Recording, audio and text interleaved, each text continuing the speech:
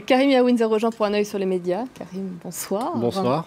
Vous revenez sur le discours de François Hollande à la tribune de l'Assemblée générale des Nations unies. Alors c'est vrai que beaucoup de réactions sur les réseaux sociaux, des réactions qui sont plutôt critiques et qui rejoignent celles des médias qui ont constaté que François Hollande se trouve désormais plutôt isolé sur le dossier syrien. C'est ce que souligne le site internet de la radio Europe 1. Alors pour résumer la position de François Hollande, on pourrait s'arrêter un instant sur ce tweet du compte de l'Élysée. On ne peut faire travailler ensemble victimes et bourreaux. Assad est à l'origine du problème. Il ne peut pas faire partie de la solution. Bachar al-Assad reste l'ennemi numéro 1 pour François Hollande. Et il a causé la mort de 200 000 personnes, soit 80% des morts civiles en 3 ans. Et pour François Hollande, il n'est pas envisageable de traiter avec Bachar al-Assad. Pourtant, beaucoup sur les réseaux sociaux estiment que cette posture n'est pas constructive. Claude Demougin écrit « Exiger comme préalable l'exclusion d'Assad pour former une coalition contre l'organisation État islamique », eh bien, cette position relève du mépris de la réalité. Cet autre tweet partage cette idée. La France, à travers le discours de François Hollande, s'isole sur le terrain international. Et puis, il y a ceux qui trouvent que tout ça n'est pas très cohérent. François Hollande, qui un temps a armé les rebelles, qui désormais attaque Daesh, finalement avec des effets positifs pour Bachar al-Assad, et ce même Bachar al-Assad avec qui il ne veut pas traiter. Certains soulignent que du côté de Barack Obama, on a su changer sa position, contrairement à François Hollande qui ne tirerait pas les leçons du passé selon Sonia Loris sur son compte Twitter.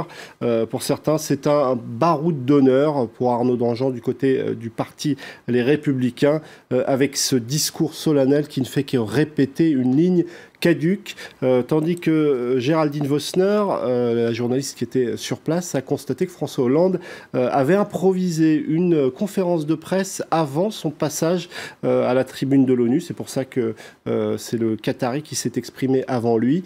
Il a donc manqué son tour pour pouvoir distiller un certain nombre de positions, d'idées, pour que les 20h et les télés puissent les diffuser pendant le journal. Communiquer sur sa communication. Quel regard les médias russes portent-ils sur ces frappes françaises en Syrie ? Entre scepticisme et ironie, c'est ce que constate le site de Courrier International qui nous fait une petite revue de presse avec cette première frappe contre un camp djihadiste près de Deir ez-Zor, à l'est du pays. Du côté de Courrier International, on s'arrête sur 2 journaux.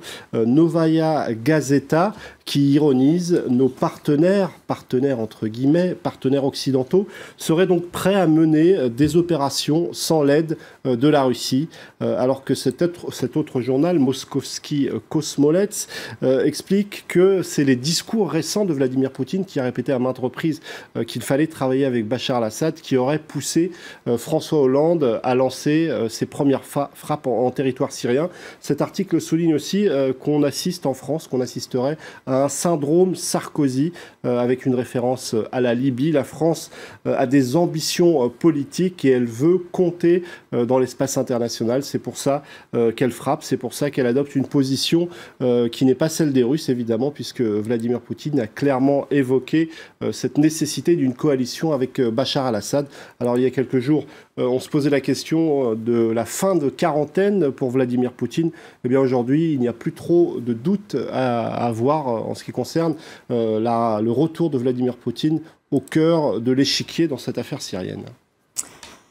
Vous revenez sur la découverte d'eau, enfin de traces, non d'eau, puisqu'elle est active à certains moments de l'année sur Mars. De l'eau liquide coule sur Mars, on en parle dans beaucoup de médias. Alors ce qui est intéressant, c'est de voir comment du côté de la NASA, on a savamment teasé autour de cette information. Que va annoncer la NASA sur la planète Mars? C'était un article du Monde. Les paris sont ouverts et le compte Twitter de la NASA avait évoqué un mystère résolu. Mais quel était ce mystère? Alors la présence d'eau liquide et non pas seulement de glace sur Mars, évidemment, a suscité beaucoup de réactions, comme celle-ci, celle de Florent Aspel, qui dit « c'est juste le scoop de l'année ». Alors évidemment, on imagine déjà beaucoup de choses, mais il y a aussi des tweetos qui sont un petit peu déçus, parce que c'est vrai que qu'on nous avait promis, ou en tout cas... On voulait voir quelqu'un, on voulait Voilà, voir un on alien. espérait voir quelqu'un. Quand la NASA annonce un scoop, eh bien, on s'attend éventuellement à un martien qui pourrait éventuellement ressembler à ça, mais en réalité, ce sont simplement des molécules d'eau. Chargé en chlore.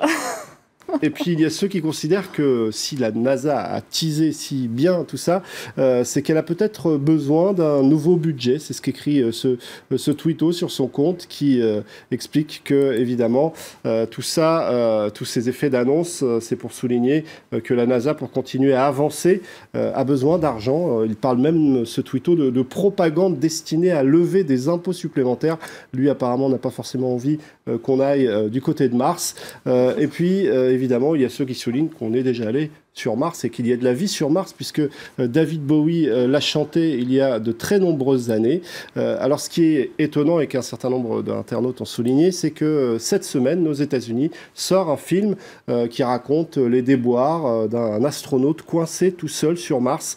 Le site Slate s'arrête un instant sur Hollywood et ces scientifiques qui ont pris leur revanche. Alors évidemment, ce film va réveiller les rêves de certains et évidemment, l'idée de la vie sur Mars ou ailleurs va continuer de trotter dans la tête de beaucoup de spectateurs de cinéma, mais pas seulement. Mais effectivement, on dit souvent que le divertissement sert à préparer les individus à la réalité.